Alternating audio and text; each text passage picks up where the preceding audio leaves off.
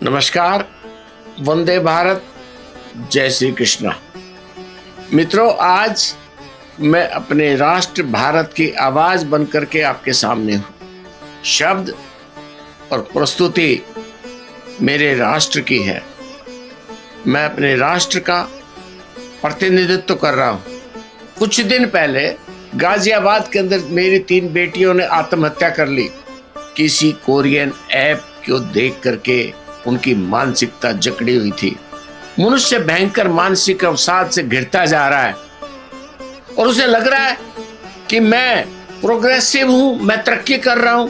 और इस प्रोग्रेसिव सोच ने भारत जैसे सीधे साधे सरल नैसर्गिक वैज्ञानिक राष्ट्र को इंडिया बनाने पर और इंडिया कहने पर उतारू। मैं इंडिया नहीं, मैं भारत हूं। जो मुझे इंडिया कहने और बनाने पर उतारू हैं, कम से कम मुझ भारत की संतान ने यह संकल्प ले कि वो आज से मुझे इंडिया नहीं भारत मानेंगे। भारत में भारत हूं। आने वाला समय बनावटी बुद्धि, रोबोटिक दुनिया और प्राकृतिक विज्ञान, नैसर्गिक विज्ञान, इन दोनों के संघर्ष का समय है। और यह संघर्ष मुझ भारत और पैसों के लिए विकसित दुनिया की तकनीकों के बीच होगा। एआई के बीच होगा, बनावटी बुद्धि के बीच होगा, तकनीकों के बीच होगा, सॉफ्टवेयर के बीच होगा। इसे आप प्रोग्रेसिव विचार मानते हैं? नहीं, मैं दुनिया का एकमात्र अकेला राष्ट्र हूं जो आपको संजीवनी दे सकता हूं, आपको जीवन दे सकता हूं। क्यों? मेरे धरती की ऋषि मुनियों ने इस ब्रह्मांड के अव्यक्त तत्व को समझा है। एआई की चकाचौंध में डूबे किसी नरेंद्र को एहसास नहीं है कि नैसर्गिक विज्ञान के बिना न सांसें हैं, न आत्मा है, न विवेक है, न सृजनशीलता है। मैं भारत ब्रह्मांड का स्पंदन हूं। मैं सूर्य हूं, मैं चंद्रमा हूं, मैं ग्रह नक्षत्रों को जानता हूं। जिस प्रकार से आप आटे के अंदर पानी डाल करके उसे गूंथते हैं, मैं भारत सृष्टि के साथ उसी प्रकार से गुथा हुआ हूं। जब मैं विचार करता हूं तो जो 1000 साल पहले से मुझे मिटाने पर लगे हुए हैं, जो इस ब्रह्मांड की सृष्टि रचना को एक रंग में रंगने पे उतारू हैं, किंतु ये सृष्टि एक रंग से रंगी नहीं जा सकती। इसके अंदर साउथ अफ्रीका के काले मनुष्य भी रहेंगे, यूरोप अमेरिका के गोरे भी रहेंगे, चीन और जापान के भी रहेंगे, और इसके अंदर भारत के मिले जुले रंग भी रहेंगे। सृष्टि का रोमांच विविध रंगों के अंदर गुथा हुआ है। जो कहते हैं कि मैं इस दुनिया को एक रंग में रंगना चाहता हूं, और जो इसे नहीं मानेगा उसको जीने का अधिकार नहीं है, उसका सिर कलम कर दो। ये संभव नहीं है। मैं भारत मिट नहीं सकता। ऐसा बोलना सूर्य, चंद्रमा और ब्रह्मांड से सृष्टि की रचना से टकराने के समान है। मैं भारत हूं। मेरी संतानें विश्व गुरु थी नहीं, विश्व गुरु हैं। क्यों? क्योंकि मैं प्रकृति विज्ञान का अधिष्ठाता हूं। मेरे ऋषि मुनियों ने प्रकृति से संवाद किया है। भूल जाए राजनीति। मेरी बेटियां, जिनको दुनिया हॉट एंड सेक्सी समझने लगी है, वो मेरी माँ हैं। मुझे शिक्षा देने वाली सरस्वती हैं, मुझे शक्ति देने वाली दुर्गा हैं, और मेरे घर के अंदर भंडारे भरने वाली माँ लक्ष्मी है। मेरी आराधना है, मेरी साधना है, मेरे जीवन की सांसें हैं। मेरी धरती पर पुरुष शिव हैं तो बेटियां शक्ति हैं। प्रकृति विज्ञान का कण कण मेरी धरती पर प्रफुल्लित होता है। धरती के अंदर उगने वाला अंकुर मेरी सांसों की रोम रोम को प्रफुल्लित करता है। मैं इस ब्रह्मांड रचना का ज्ञाता हूं। कोई अमेरिका, कोई यूरोप, दुनिया का कोई देश आए जो चैलेंज करे नैसर्गिक विज्ञान को, आप पैसों के लिए दुनिया को भ्रमित कर सकते हैं। मेरी धरती पर जब मनुष्य सभ्यता का विकास आरंभ हुआ तो मेरी मनुस्मृति ने लिखा था न मांस भक्षणे दोषे न चे मैथुने न मद्यपाने च। न मांस भक्षण में दोष है, न मैथुन में दोष है, न सुरापान में दोष है। निवृत्ति रस्तु महाफल है, अर्थात इन्हें नियंत्रित करना महाफलदायी है। शांति, संतुष्टि, आनंद, संतुलित जीवन, शरीर का संतुलन नहीं, वैचारिक संतुलन। आज कम से कम मुझ भारत की संतानों को ये सोचना चाहिए, आज जब हम अपने आप को अति विकसित मनुष्य सभ्यता कह रहे हैं, क्या हम उसी दौर में नहीं पहुंच गए हैं? वही हजारों साल पहले, लाखों साल पहले जब मनुष्य स्मृति में लिखा गया, आज क्या हम ये तीनों काम नहीं कर रहे? ईट, हम नॉन वेज खाना चाहते हैं, ड्रिंक, वाइन, शैंपेन, विस्की, जिन हम पीना चाहते हैं, अपने आप को भूल जाना चाहते हैं, डूब जाना चाहते हैं शराब में।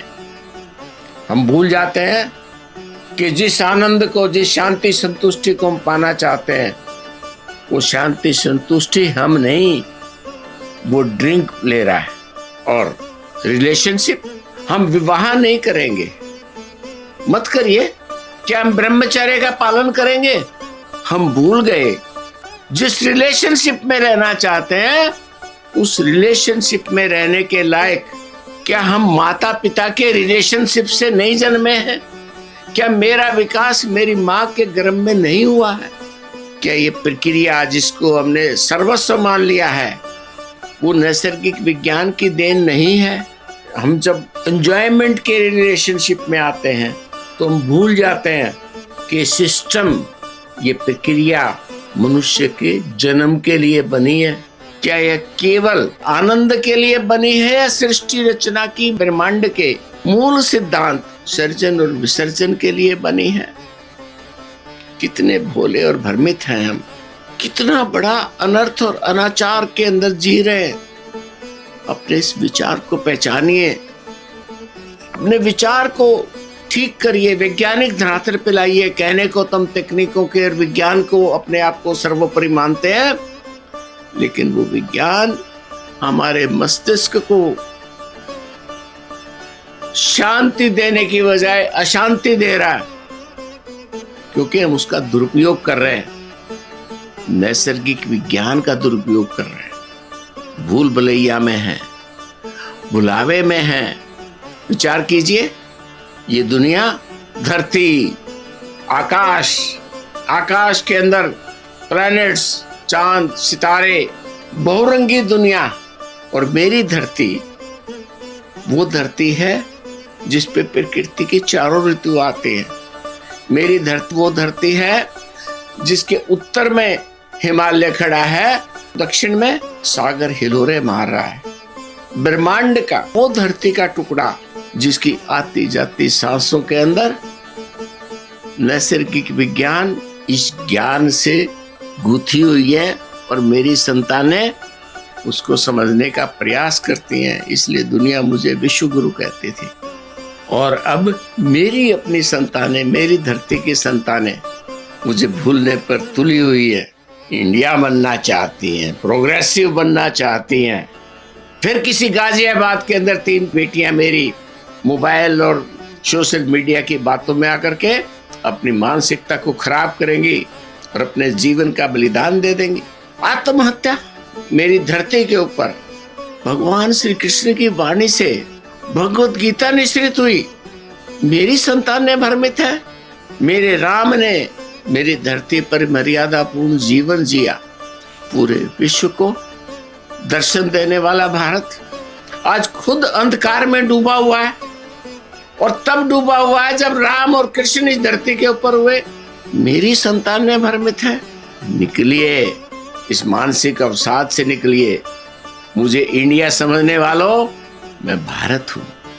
जीवन में आनंद, शांति, संतुष्टि, परमानंद मेरे शरीर का कण कण नैसर्गिक विज्ञान में गुथा हुआ है। पूरी दुनिया प्रकृति से लेती है, पूरी दुनिया प्रकृति पर आश्रित है। इंग्लैंड में जन्मा मनुष्य भी प्रकृति में जीता है, और भारत में जन्मा मनुष्य भी प्रकृति में जीता है। परंतु प्रकृति के प्रति आभार की अभिव्यक्ति, समर्पण और प्रकृति को देवता मानना भारत के ऋषियों की देन है। भारत के ऋषियों ने हमें बताया कि हमारा अस्तित्व प्रकृति से है, नैसर्गिक विज्ञान से है। आप प्रकृति से ऑक्सीजन नहीं लेंगे तो जीवन नहीं रहेगा। आप प्रकृति से जल नहीं लेंगे तो जीवन नहीं रहेगा। आप प्रकृति के अंदर धरती से उपजा हुआ अन्न नहीं खाएंगे तो जीवन नहीं चलेगा। आप प्रकृति के सूर्य से ऊर्जा नहीं लेंगे तो आपके शरीर की जरूरतें पूरी नहीं होंगी। आपकी आती जाती सांसें प्रकृति के आश्रित हैं और मेरी धरती के ऋषि मुनियों ने, मेरे ऋषि मुनियों ने उन आती जाती सांसों को आपको समझाने का प्रयास किया है। आप आज माने या कल, जंतर मंतर और भूल भुलैया कितने ही टेढ़े मेढ़े रास्ते हों, आपको इस भूल भुलैया से निकलना पड़ेगा। दुनिया की कोई पहेली ऐसी नहीं जो मेरे सामने ना आई हो। ये पैसे के लोभ के अंदर तकनीकें आपके साथ सांप सीढ़ी का खेल खेल रही है। आपके मस्तिष्क को एक बार ऊपर उठता हुआ दिखाते हैं, फिर धड़ाम से नीचे लाके गिरती है। जिस प्रकार से 9 मंजिल से कूदकर मेरी 3 गाजियाबाद की बेटियों ने आत्महत्या कर ली। इस भूल भुलैया से निकलना पड़ेगा। अपने आप को पहचानिए। फिर मिलते हैं।